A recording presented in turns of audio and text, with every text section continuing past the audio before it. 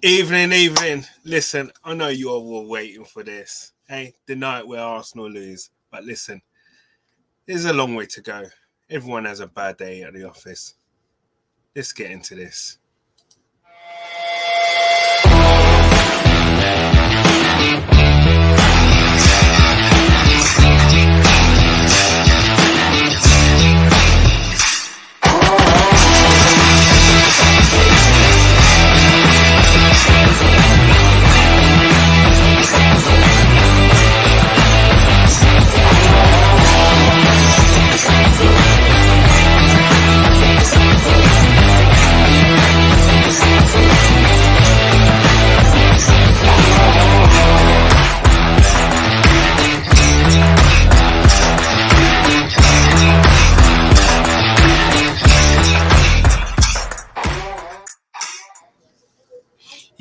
Yes, people.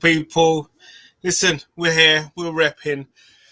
Bad day at the office, but I've got my man Gunner King. How you doing, sir? You good? I was until about 90 minutes ago, funny enough.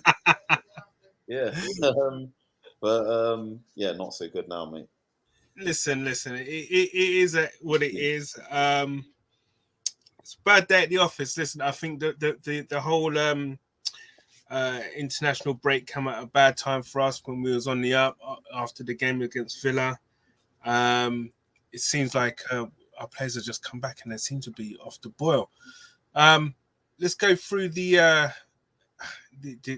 can I ask you actually in terms of the lineup? Well, your thoughts really? I didn't feel that. I mean, yes, it's got problem now with Tierney. There's rumours that he could be out for the rest of the season, and if that's the case, that's going to be massive. Yeah. That was the news that I've got as well, that he's out until the end of the season. Yeah, and I think that was the stressing one, really. I think Martinelli was kept on the bench. I think he travelled with the Brazil squad. Yeah. I think so it's a long journey for him. Yeah. So at least that's not an injury concern. I think we missed him today. Definitely, starting. Absolutely, it's just his positional play. In all fairness, for Tierney, I mean, I think Tavares may have been a little bit naive in some of his defending, but hey, it's no excuse though. I want true, that. True, no excuse. It's no excuse. It's no excuse. Poor performance all round, man. Absolutely. I don't. He was at fault for both the goals, but look, I think collectively the whole team was. No one turned up today. No one. Yeah. I don't think anyone turned up really. James Gumza, how you doing, guys? You good? How have we been? Gumza, it's been a minute, bro. Long time, man. How's things? Everything all right? Well, until the first goal went in. The Arsenal showed up. Yeah, wow, boy. Listen, I'm not overly kind of worried about it because all the goals and the performance was pretty much avoidable in a sense, right? And it all comes down getting back to fundamentals. I think it's a good kick in the teeth or backside, whatever you want to call it, that this result has come. But James Gumza, I was talking, just asked King about the starting 11. Any surprise? Obviously, apart from the surprise that Tierney's injured and could be out for the season, I didn't really feel any issues with the starting 11. You guys at all? Anything? The best. I don't really. I mean, if Tierney was out injured, Tavares is the next available option, and I think Martinelli, understandable if he's travelled with the Brazil squad. I've seen a lot of the players involved with the Brazil squad for different teams being rested for the same reason as well. Mm-hmm. He was a big miss though. So yeah, I can't blame Arteta for the lineup. he picked the best lineup available. Yeah. I really don't want to see anyone just being reactionary or let's see this, that, and it. No, I'm not here for that. Yeah. Gumza. Oh, can you hear us? We can't. Oh, wait a minute. You're on mute, mate. He's on mute. Can you hear me now? Yeah. Yeah. I'm having issues. What was the question? No, just basically any issues you had with the starting 11. Obviously, it's a shock that we had Tierney injured. We'll come on to where we feel that the performance where that led to certain deficiencies in our performance. But any issues with the starting 11 that Mikel picked? I would have started Martinelli. I feel I'm not mad at ESR starting, but I think Martinelli offers another option.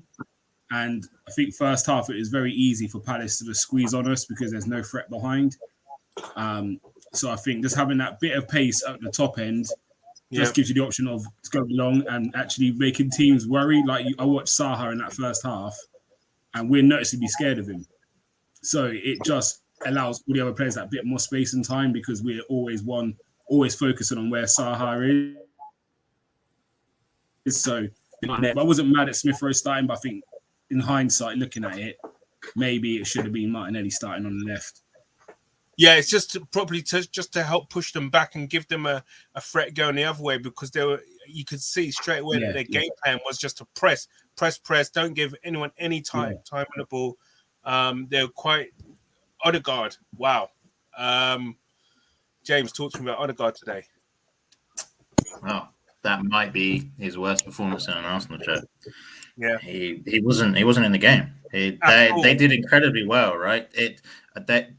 Credit to Palace because again we have to give them credit. I know we played poorly, right? But they made us play poorly. Like they took Thomas Partey out of the game and Odegaard out of the game, right? So when you take your most progressive players in the centre out of the park, you're not going to be able to do anything, right? That's why we're going wide all the time because we couldn't. Like Conor Gallagher was man marking Partey, he wasn't in the game. Again, Odegaard he wasn't in there. This is the first game I felt like he was not influencing our play because you know how much we need him to play our style, and they did really well in eliminating that. So he had a poor game, but again, I won't single him out because I felt like everyone had a poor game, and it's not like Palace played well. Don't get me wrong, but it's not like they completely outplayed us. If we were half decent, we would have been competitive in this game. We were 38% possession. Yeah, we were just that bad. We were just that bad today. Less shots. But more on target. In the second half, we had 80% possession at one point. We weren't doing anything with it, but that's what I was just backing up your point. You know, like they weren't. They just were more clinical with the little chances they had. You know, like. But it's not. You know, like they deserve the win, but at the same time, it's not like. So going on to that, let's go back. Talk to me about the first goal. A bit fortuitous, really, for Palace. And the first goal in this game is always going to be a huge, huge goal because obviously we get it. We shut the fans out. They get it. The crowd is up, and that is like a 12th man for them. How avoidable was the first goal, Gumza? For me, it kind of starts from the free kick, and again, it's Wilfried Zaha.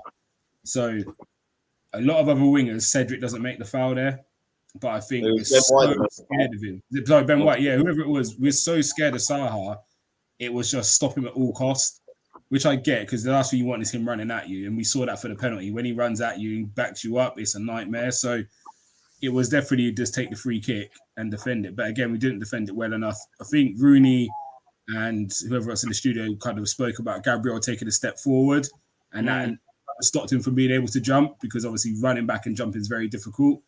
Also, I think Tavares has got to be stronger there. 100%. If it was a foul on him or not, like he just got, I think he's like stooped. I'm not sure if he thinks Gabriel's going to get there, but he kind of stoops, doesn't he, and ducks down a bit. And that was it really. Like I'm not going to blame refereeing decisions for it, but I saw a penalty the other day in the Liverpool game where the ball's nowhere near the player and they've given something, and the guy was on his back, but he's still got to be a bit stronger and just deal with it.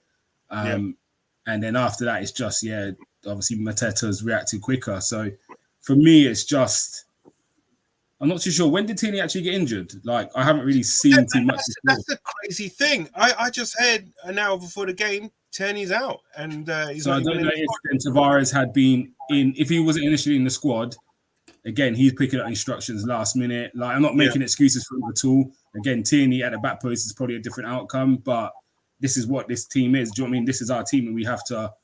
Whoever steps in has to do the role. Has to do a job. So for me, it's Gabriel and Tavares for both goals, but first two, to be fair, for me. Kind of well, I was going to go into that to yourself, kind of King, and the second goal. We just seem to get cut open a little bit too easy. I think with Tavares being reactionary, well, not being proactive, and hoping or gambling that what's his name? That Gabriel would cut the pass out. He's always then on the back foot, and he's never going to get to get close to someone who's running in on goal. I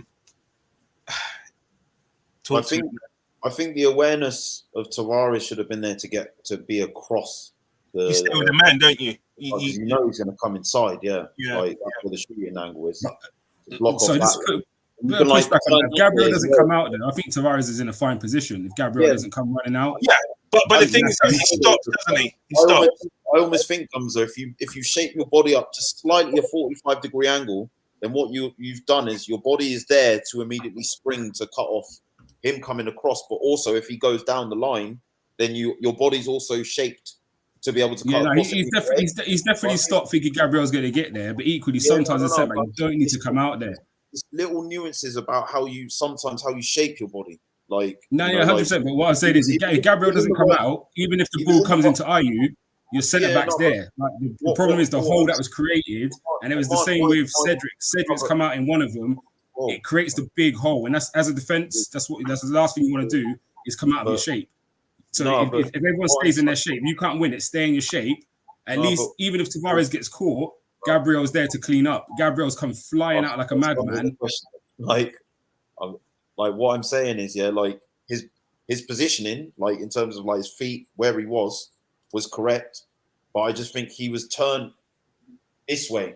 He was turned the wrong way. I just feel like he could have turned more open so that he's cut off the way in which the man could have run down the line, but also he's got his hips are able to extend from being more sideways on and be just turn like that. Just turn like this, and it's if he goes that way, then he's definitely not going to catch him. But he was turned, I don't know, he was too that way instead of it. He should have been able to cut across him, But yeah, Gabriel definitely really didn't need to commit to making the challenge either. And that was the bigger fault. Don't get me wrong, Tavares, he definitely fell asleep.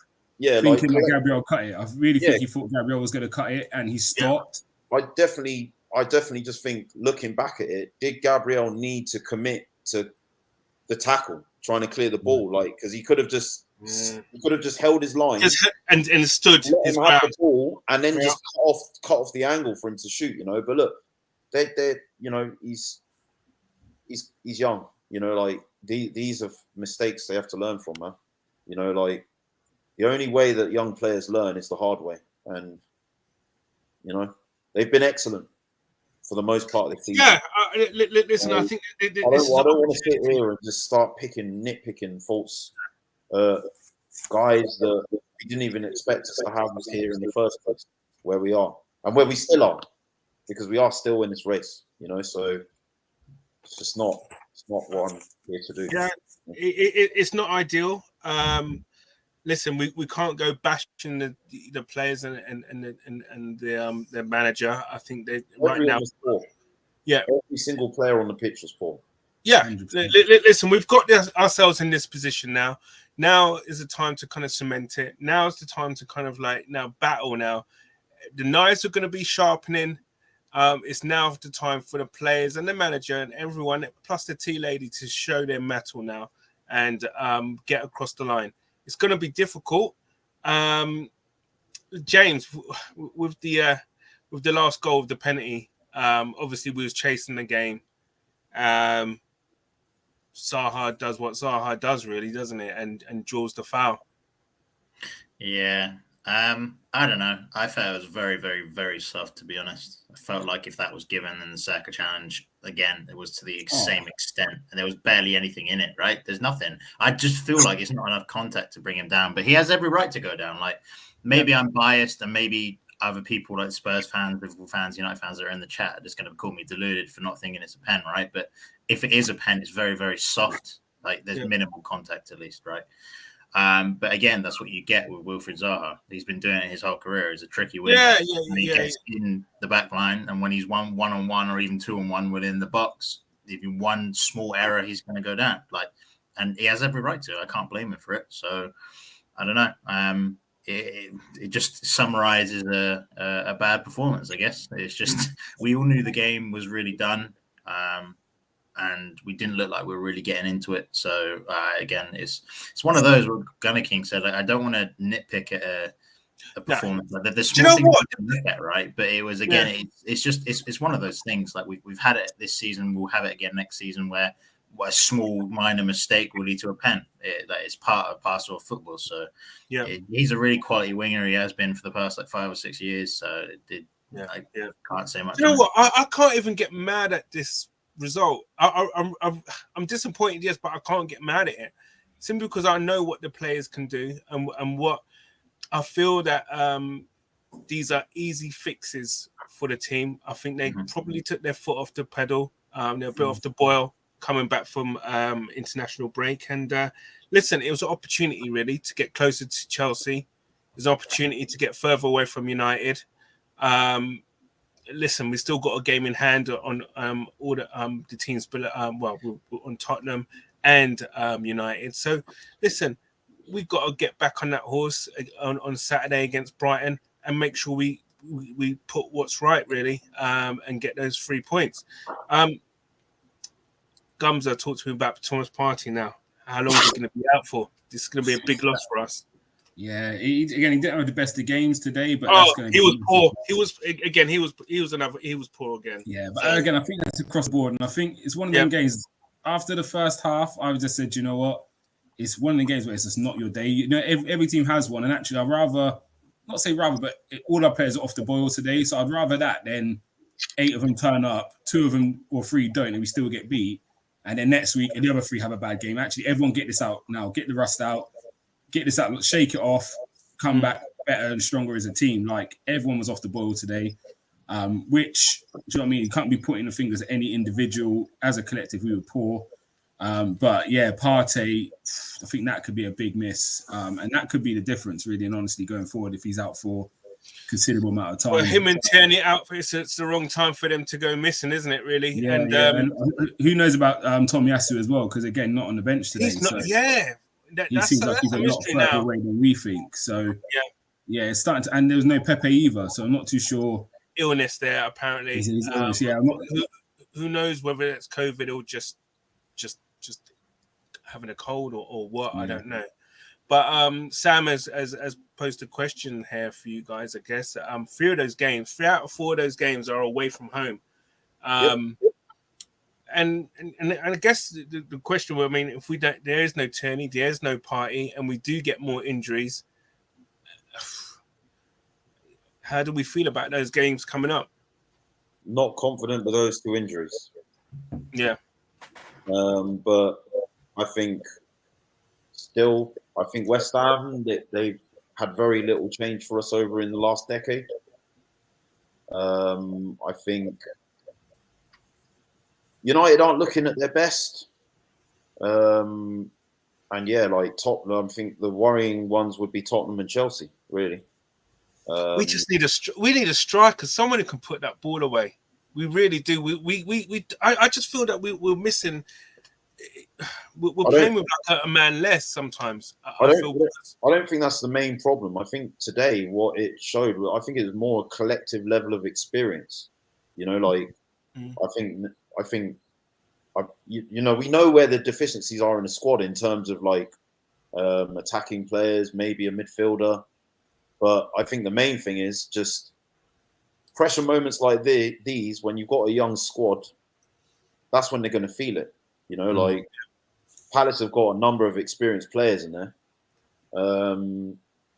that, you know, are ready to capitalize on that. You know, and I think that's the main thing for me. Like, I think also, I think if you look over the season, Palace have probably beat us up just as bad as Liverpool beat us up. Yes, we got a point off them in her first game, but that was a game we shouldn't have come out with anything from that game. When I look at actually over two performances, apart from Liverpool, they've beaten us up. Palace have been our hardest games, and sometimes it's just styles make fights, and maybe Palace have just got a style we don't like. So I'm not gonna read too much into it, to be honest with you. I think they just have that's the thing. way of playing and aggression. Again, they're quite a big not massive, but athletically they're very good. So even like Schlopp in midfield, he's a nightmare. I was like, come on, this guy's rubbish. How's he getting through like that? Yeah. I'm like, come on. So again, when you go into the Tottenham and Man United game, I think it's probably easier for us because I think they allow us to have a bit more possession. I don't think they're going to press to that intensity. Tottenham probably will because it's North London derby, but United don't press to that intensity. So they're going to let us have the ball a bit more. And I think that plays into our hands because it's just, I mean, styles make fights. And I think that high press that Palace put us under, we just don't like it. And that was 2 games in a row we played them. And they absolutely battered us for 180 minutes. And we've managed to nick a point out of that 6. So, yeah, for me, it's just we don't like Palace. And let's stay far away as them. I'm not looking forward to that game again next year. And all I'm going to say is what lost us that game is whoever was in charge them years ago when we bought Pepe instead of Saha. That is what lost us the game. So who's that Gazidis and them guys them times there? I'm putting it down on them lot because you see the difference. Don Raul. Yeah, you see the difference with him. And even up to now, I'd still take him at Arsenal. Like he's still got a lot to offer and he's just a threat. Do you know what I mean? He's a player.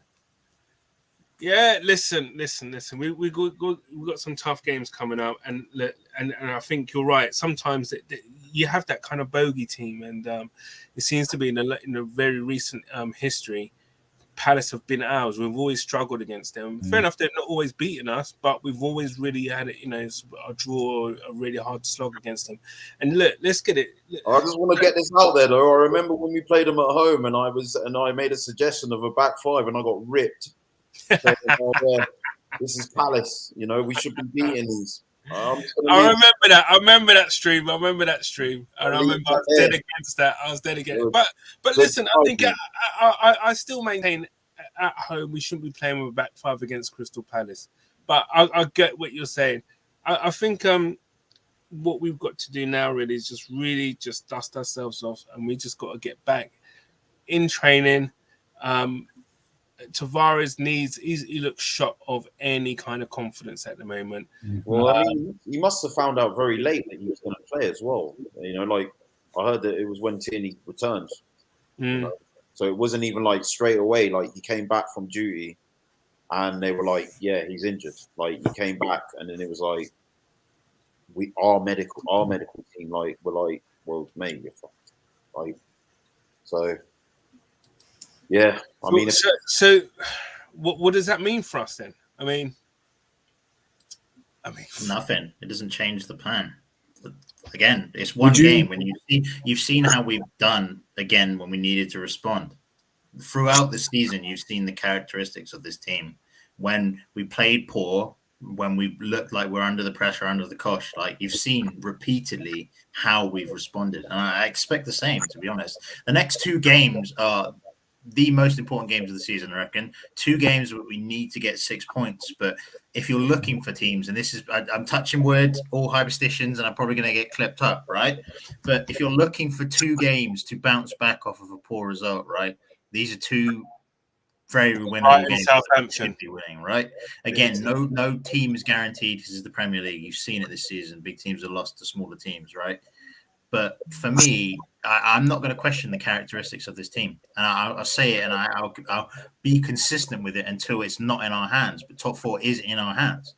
No matter if Tottenham, yeah, exactly. If Tottenham are ahead on goal difference, right? And yes, we have one game in hand, and I know that's the Chelsea game, right?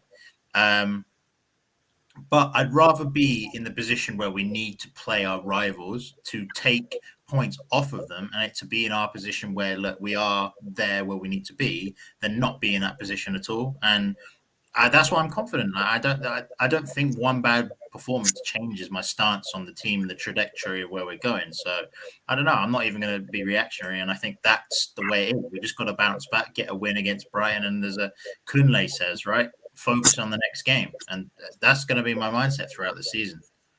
100%. Yeah, I think Brighton and Southampton, we must pick up 6 points from those games, because then the run is Chelsea away, United at home, West Ham away. Yeah.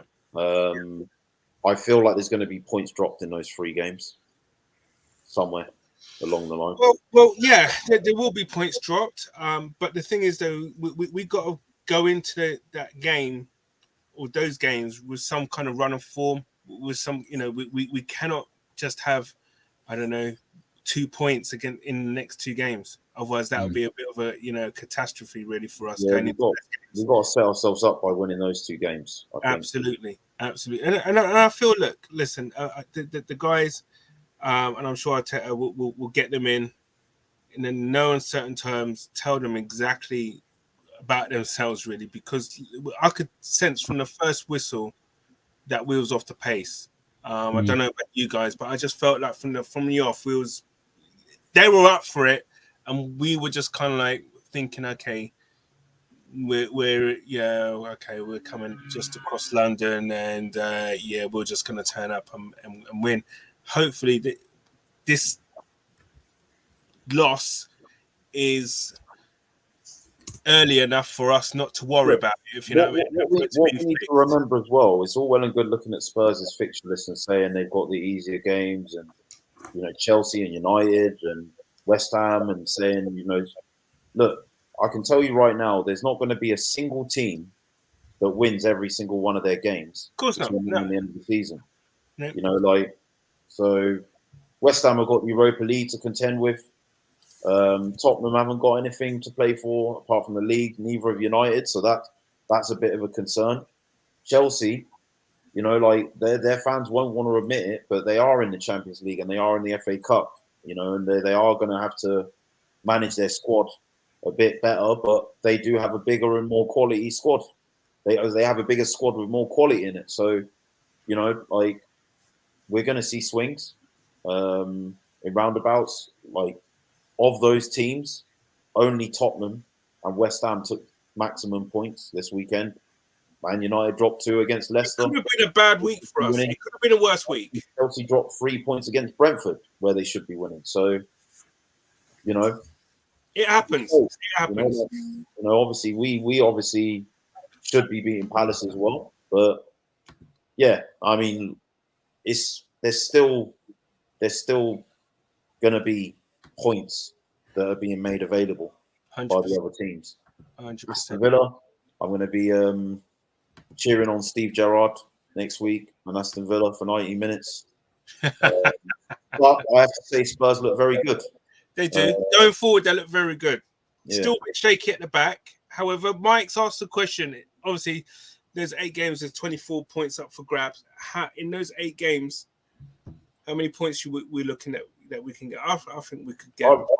I've already, So Mike, I've said it to you guys on the show before, but I worked out an average of the points tally that was needed over the last 4 seasons to get top 4, and the average number of points was 69.75. So we'll call it 70 points. I think 70 points as a points tally. Has got to be what we got to aim for. And we're on 54 now, yeah? Yeah. At least 16 points. But I think with the fixtures that Spurs have got, and it is Spurs more than United I'm looking at, because Spurs have got players that can score. United don't look like they can buy a goal really at the moment. Not to say they haven't got the quality to be able to do it, but just like the way that they're playing, you know, I think Elanga tackling Rashford when he was in on goal to shoot just kind of summarizes that they're a bit further away in having like a system, you know, like that is working. Whereas I think Kulusevski has come in and he's been a big game changer to top the front three. Well, to be fair, coming in. And Bentancur in midfield as well. So Romero's back and he's fit now. He's shoring up the back line. And obviously they got Conte as manager. So that's the team that I'm looking at. I'm thinking we got to watch those, you know, like, and we've got to play them. You know, we are going to have to beat them. Like it's looking like, and we haven't done that at White Hart Lane since the 2012-13 season. So for me, I just think we've got to really look at a points tally of 70 points. I think that's the. But I think more. I think there was one season in there where Liverpool got top four. I think 4 years ago with 74 points, and they were like the fourth place team. And wow. Something like that. So I think that's what we're looking at. Yeah. History has it. Yeah, it's going to be tight. It's going to go all the way. There's going to be twists and turns. I just feel that we just need to kind of, you know, just make sure we don't panic. And you know, look, we got to get back on Saturday against Brighton. Yeah. It's that's your proverbial 6-pointer now, really getting that, and then against Southampton again, making sure that we get points there as well. Flipping heck, it's been a tough one, mate. It was a tough night watching that. Was it a 3-0 game? No, shouldn't have been. No. As I said, if we played half decent, we would have been in the game. We threw away the game within the space of like 5 minutes because of our left back and centre back making errors. I know it was their first was a lucky, but we should have dealt with the cross.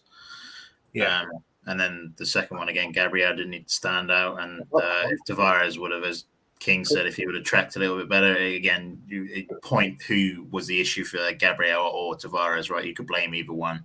Then we're definitely in the game because for me, I don't think they created clear-cut opportunities. They didn't. That's the thing. So I'm just thinking, it wasn't was it a 3-0 game? No, it wasn't. Like for me, look, as I said, we had more touches in the box, more shots. We had less on target, completely dominated possession. You know, like we didn't create a great deal of clear-cut chances. ESR and Odegaard, I feel like they should have took their chances as well. So I don't want to just put it on their defenders, you know, but the main thing for me, whilst I'm not blaming Ben White, because as Gums has said, you know, Zaha today, when Zaha plays in that sort of form, you know, he is gonna put a level of fear in the defenders. But I think for me, I was on my live here on my TikTok, which is still going, and as soon as he gave away the foul, Zaha his back was to goal, and he was traveling away from the goal. You know, like it was an unnecessary foul to give away. And I think that's the hard part, because I feel like if the first goal doesn't go in, the other two don't. It was one of those games, you know what I mean? Like where, because what you want to do at Palace is shut the crowd out. Yeah, they got the goal early, then that got the crowd behind them. Yeah, you know, then that, you know, like they had that spell in like the first 10 or 15 minutes, and that, like, when you have a spell in the first 10 or 15 minutes against a stronger team, but you don't get a goal, you know, and then, you know, I feel like we could have grown into the game, but I just think the fact that they caught us cold early really set the tone for the rest of the game. Do you know what I mean? Like, so that's the disappointing part. But as I said, you know, like I've said it all along, man, like last season we're losing games, you know, I'm having meltdowns, you know, like I'm losing my shit and stuff, you know, like, you know, but the thing is with younger kids, it's just like, look, at the end of the day, they got to crack the eggs to make an omelet, you know, like it's a steep learning curve for a man. They're like Ben White, you know, just over a season ago was playing championship football for Leeds. Mind you, he did play every single game, every single minute for them. in the season that they got promoted, but he was playing at a lot lower level. You know, the season before last, Gabriel was in French football, you know, playing for Lille. So they've come together, and you know they've still kept 13 clean sheets. Yeah, you know, it's a joint combined number of clean sheets that Chelsea have, and they've got world-class defenders and a world-class goalkeeper. You know, so you got to take the rough with the smooth with these guys, because this is what they're doing in effectively their first season playing together. But the reality is they're both 24. They're going to drop the ball sometimes. I feel like it's again, I'm not making it as an excuse. Gabriel, obviously, his partner's just had his first baby.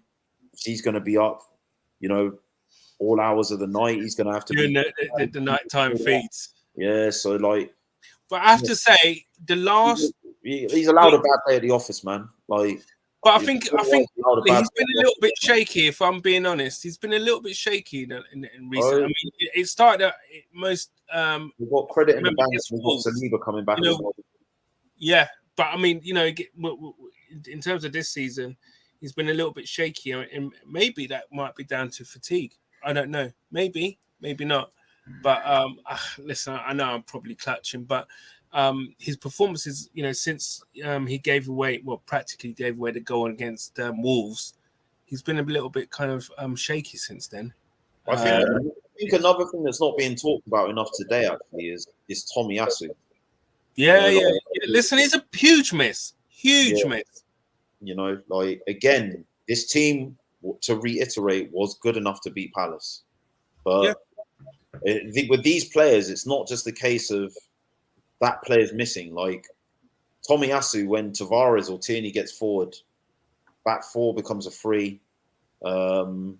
One-on-one defending, he's much better. Yeah, he would have been so much more confident against Zaha. And that's centre back. Yeah, like, you know, I think like in the game at home, you know, he didn't give the Palace wide players much, you know. So he doesn't give anyone any change. Full stop. Well, in the game at home, they didn't have a single shot in the first 45 minutes. The first 45 minutes, we completely bossed them, and we got the goal. You know, like, but we didn't hold on to the lead.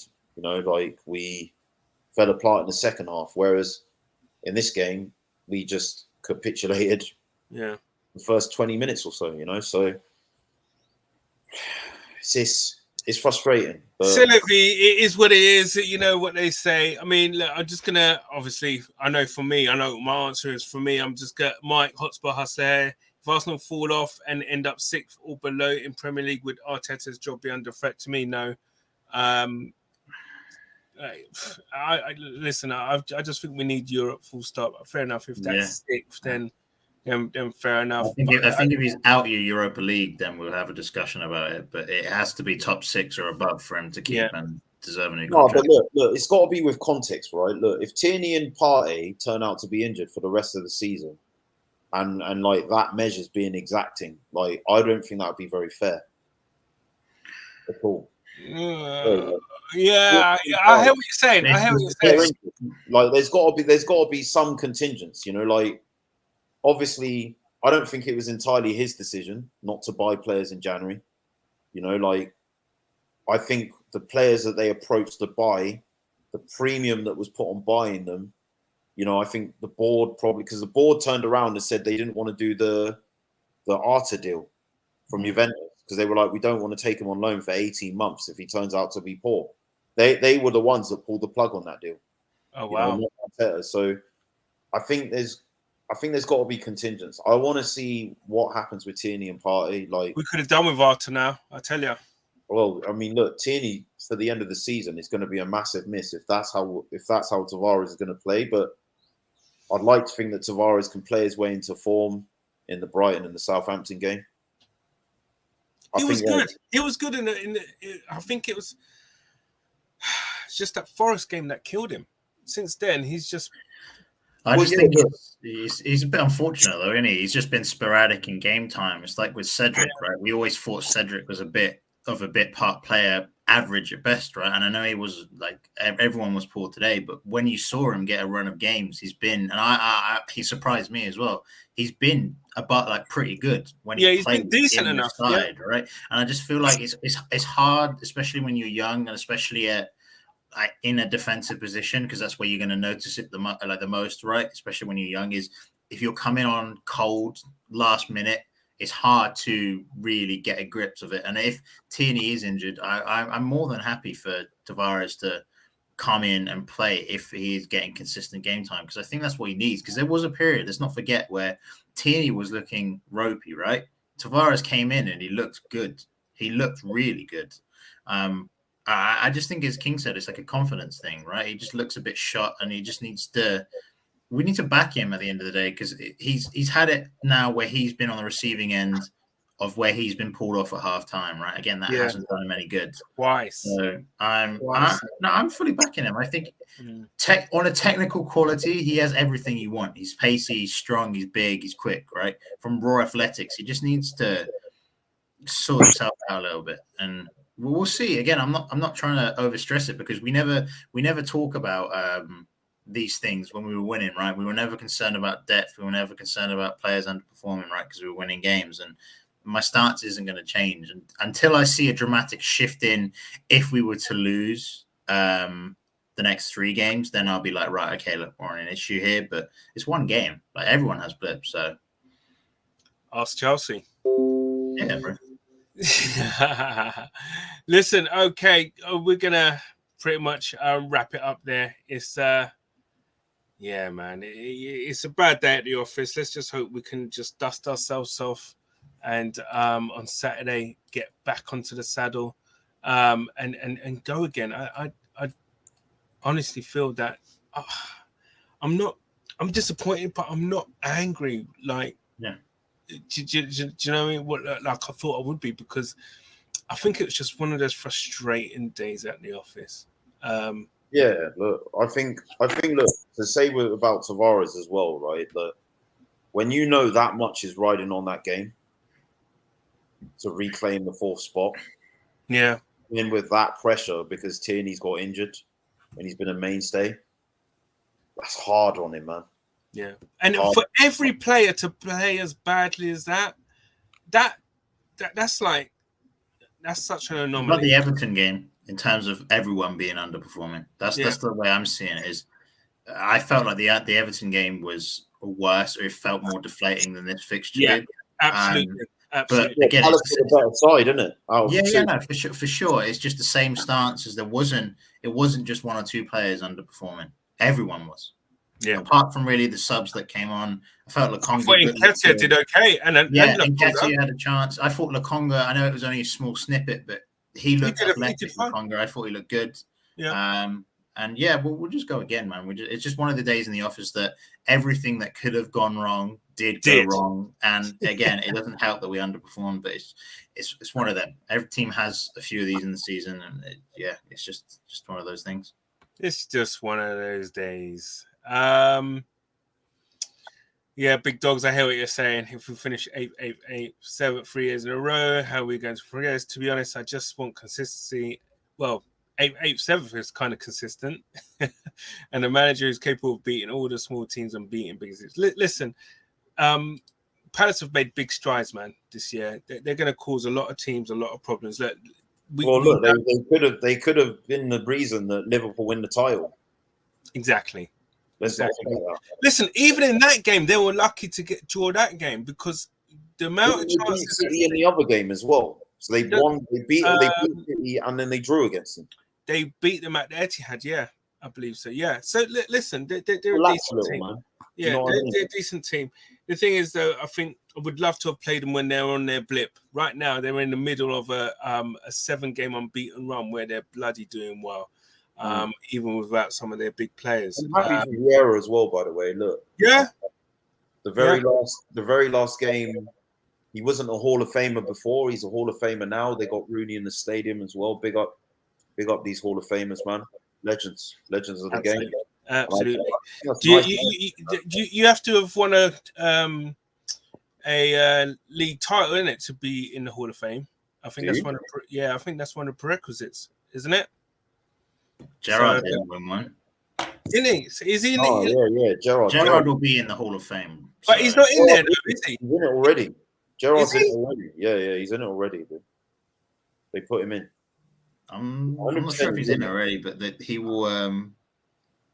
Was it? Yeah, he'll be there in and amongst it. He's not in it. I thought that was one of the prerequisites to become. I feel like not having Steven Gerrard in the Hall of Fame at some point is criminal. Oh boy. Anyway, here we go. Stevie G. Oh, he is in it. Oh, he is. Oh, King's Run. Yeah, I know he's in it. All right. He's 100% in it, bro. Okay, fair dues. I thought that was one of the prerequisites that you had to win a league title, but there you go. I stand corrected, guys. Listen, shows coming up this week on the Armory. We've got Gunslingers tomorrow. We've obviously got the Brighton preview and reaction coming up. Also the Lounge. King, man, you need to tell us what's happening. You coming back on with your King Court at any time? Yeah. I've just put you on the spot there. Now put you on the spot. I've just started my new job. I started in Facebook. Congratulations for that. Thanks, man. So I'm just trying to bed in there, just get a bit settled. But I'll speak to a few guys tonight from my TikTok community and from Twitter. I think what I want to do is just put on a regular kind of top 4 running, where there's like an Arsenal fan, especially for literally a last leg, a West Ham fan, and a United fan, and we just have it out, just round up the week's games, all of us together. I think that'll be quite good. Speak to the agenda lot. I'm going to speak to Mike or someone else from Paxton Road, but Patrick as well, who I went on the terrace with the other day. He's around the corner from me, Spurs fan. He's all right. I like him, man. Boots knows him as well. I think it'd be good to have on. Good stuff. I'll speak to a few people because I think that's what we need to do. It'd be good, man, just for the final furlong. Yeah, for the platform discussion going. And I know that would be right up your street and everybody's as well, because you'll get their juices flowing with that. Guys, we're going to leave it there, really. Bad day at the office.